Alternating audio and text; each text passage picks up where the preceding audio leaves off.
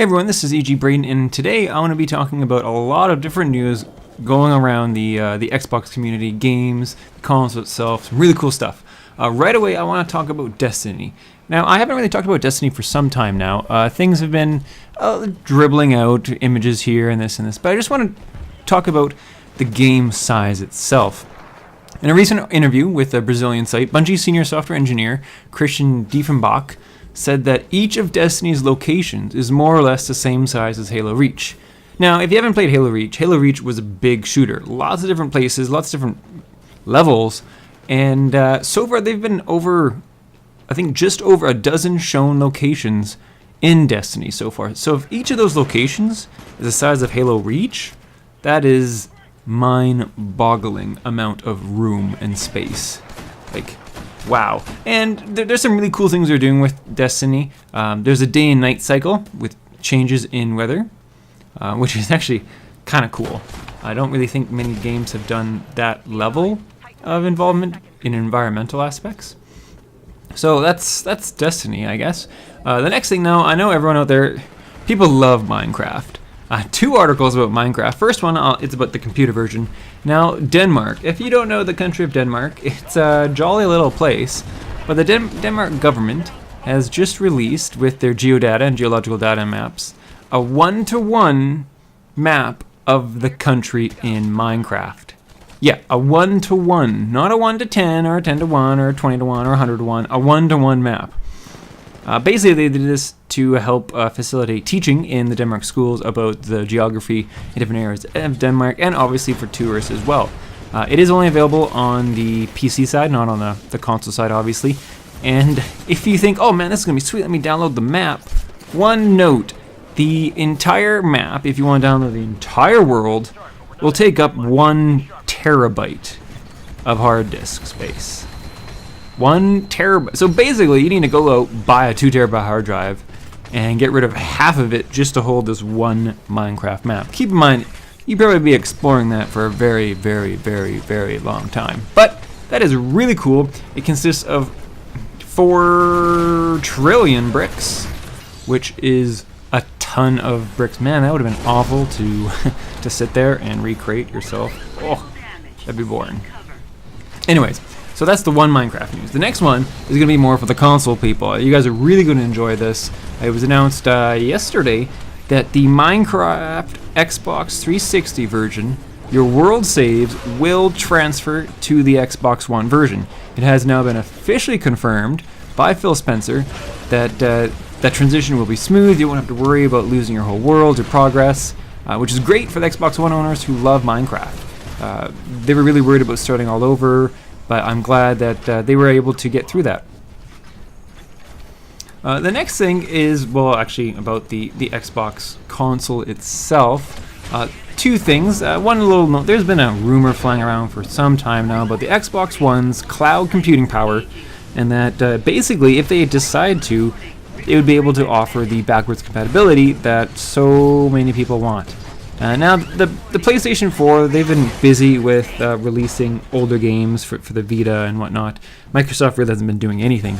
But out of Japan, because where they're really trying to push the Xbox One sales once the date was actually just revealed, when they were doing their keynote, the Microsoft claimed that the cloud computing could provide power equivalent to 3 Xbox Ones. Now, keep in mind, one Xbox One has roughly the power of about 8 Xbox 360s. And now, I don't really know how they got this math because the ratios are a little off, but they also went on to say that the cloud computing power would also be equivalent to 32 Xbox 360s. So that'd be more than enough to backwards compatibility, because you only need one Xbox 360, and they got plenty of cloud computing power. So it's there. It's kind of interesting that they're at least been addressing some of those concerns, and people's like, oh yeah, let's do it. But I'm not going to be holding my breath anytime soon. The other thing about the console I want to just remind are the June and July. There are no slated May updates, but the June and July updates for the console OS, Phil Spencer said that they look really good. He did not dive into any discussion of what they're going to consist. I imagine lots of bug fixes, I'm really hoping it's these two updates. I imagine so that we'll be getting the external hard drive support that I mentioned a couple news ago. Because the 500 gig hard drive is going to fill up after like 15 games.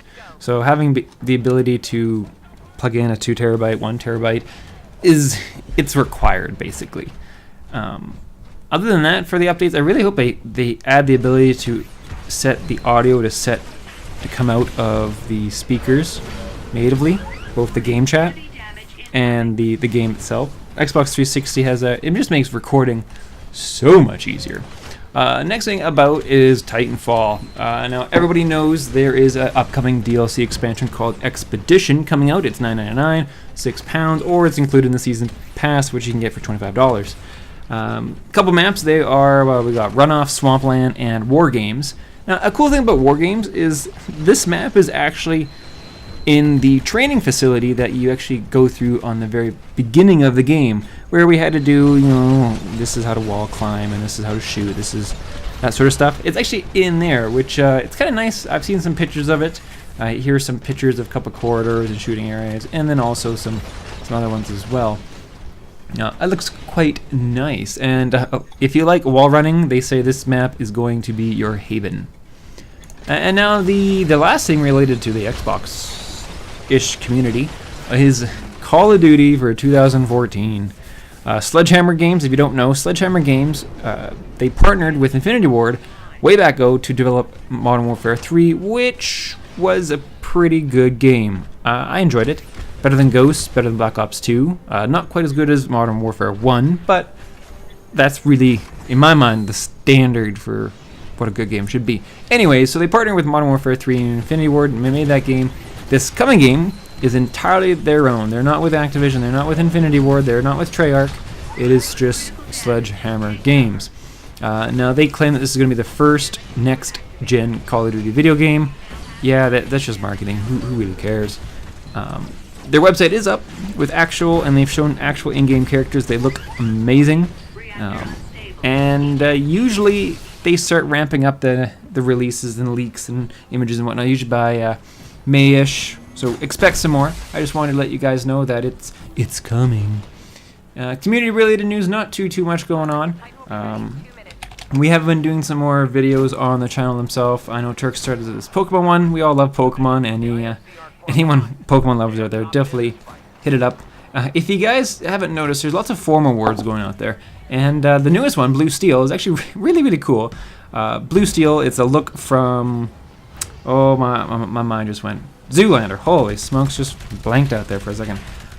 With Ben Stiller, Zoolander, and he looks and does his like pucker lip, stare down, over the shoulder look. And so Jiggy went out and made a sweet looking award for it. And all you have to do to earn this reward is simple. There's a thread on the general discussion called Blue Steel, posted by Jiggy. And just upload your picture of your best Blue Steel impression. Now, I love the ones we have, and what I'm going to be doing is once we have a decent amount, I'm just going to make a little video of them all, showcasing them all, so you can kind of see, as long as everyone's okay with that. And yeah, some of them are really good, and that was worth a good smile. So if you're interested, post your best Blue Steel attempt and earn that easy reward.